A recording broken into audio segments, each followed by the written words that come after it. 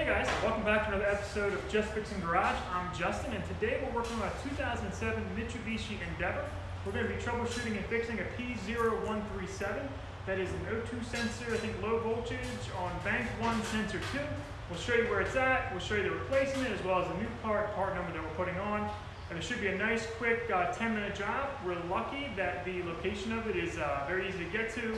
You may have to jack the car up, but it's relatively easy compared to some of the other cars we've worked on. So follow along, let's get started.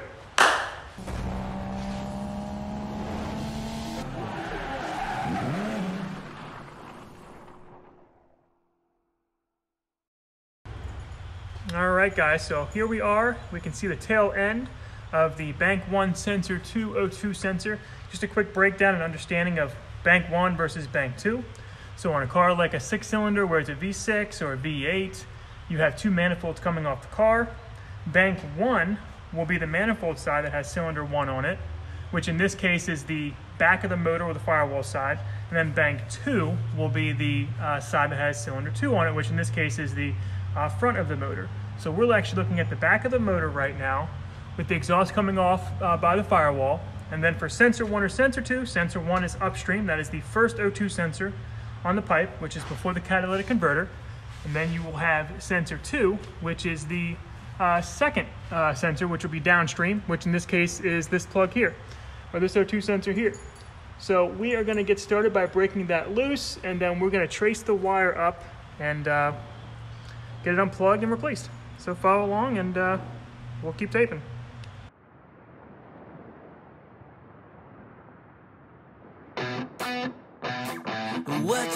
What you think about when you're born into a fire?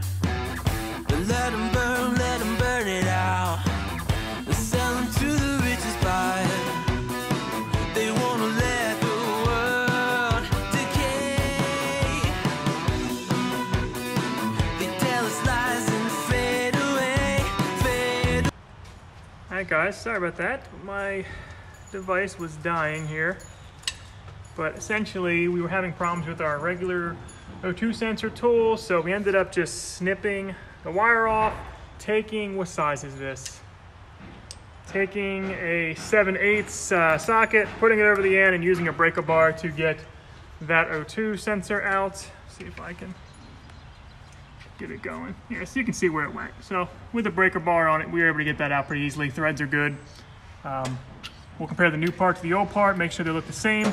We're gonna likely have to go up top, it looks like, to get that unplugged because I can not even see it from here. So we'll show a top view of that.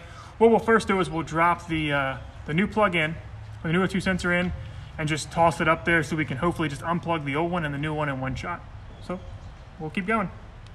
All right guys, so we are comparing the new to the old. Unfortunately, this is also what? 13 years newer, so there's probably been some changes to this one, but relatively looks about the same. Granted, they don't always match. What we need to do is compare the plug, which we're going to do so once we get it out. And the part we bought is a Denso 2344655. According to Amazon, it's the right part for the downstream firewall side, which is the sensor 1 bank 2. So we'll swap it out and go to the top view and make sure everything works. Follow along.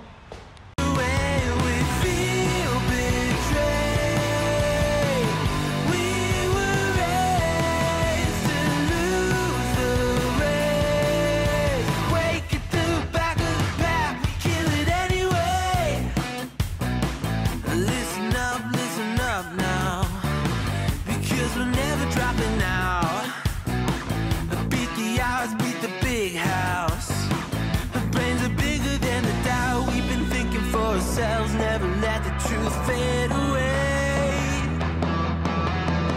This is bigger than ourselves. We won't let the world burn away. Burn away. We feel betrayed.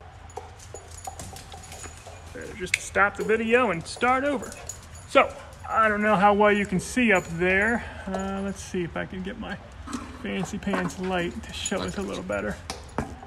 So if we look, we can see a clamp that's holding down the wire. If you just get a flathead under it, you can bend it up. And then I'm going to feed our new wire in it and then fold it back down. And that way it stays where it's supposed to and it doesn't ever burn on the exhaust. So, like I said, we already pulled it out. But, you know, that sits inside of there and then folded down. So we're just going to do that. Just pay attention, make sure you do that too. It bended right up pretty easy. And we're going to probably have to do it in another spot I see further up in there. So just, you know, look for where it's held in, unclamp it, clamp the new one in, and then we'll go up top and plug it in.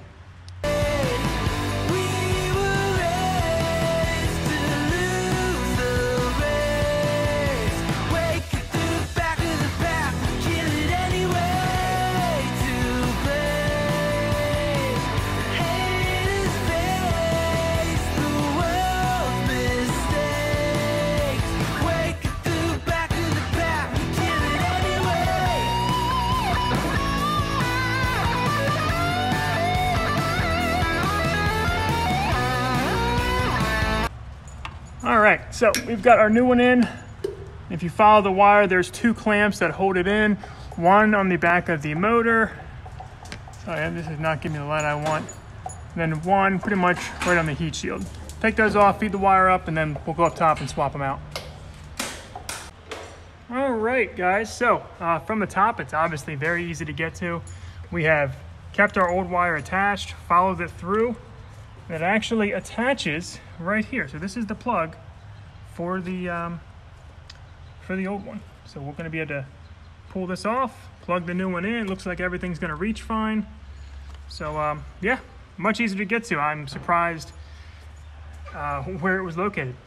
But if you're ever wondering, this is for your bank 1 sensor 2. This is probably bank 1 sensor 1, and then looks like both of these go the other way. So here's our plug. Let's see if we can pull it off of there. There we go. Piece of cake. Let's compare plugs here. They look exactly the same. Fantastic. Well, it looks like the whole thing wants to come up, but I'm gonna set you guys down and we'll finish this up.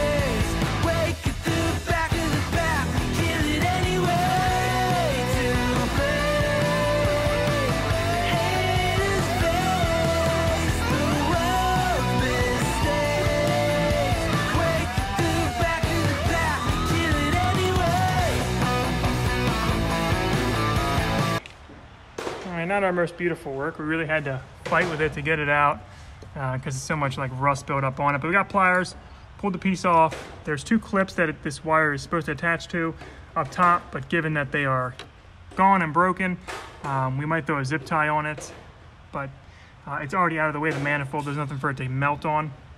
So we are going to consider that good to go. So we'll drive it around for a bit, make sure the check engine light goes out. But if you've got the, was it P0137? Code, buy the part for, what was it, Kevin, 40 bucks? It was 60. 60 bucks, oh, so a little pricey. Unhook it from the top. If we knew this was the right plug, we would have just unhooked it, ripped it down, and then done that. But either way, if we weren't filming, we would have taken about 20 minutes to do this. If you're on your back, still very doable. Just put it up on ramps or something. So good luck, guys. Hope it helped.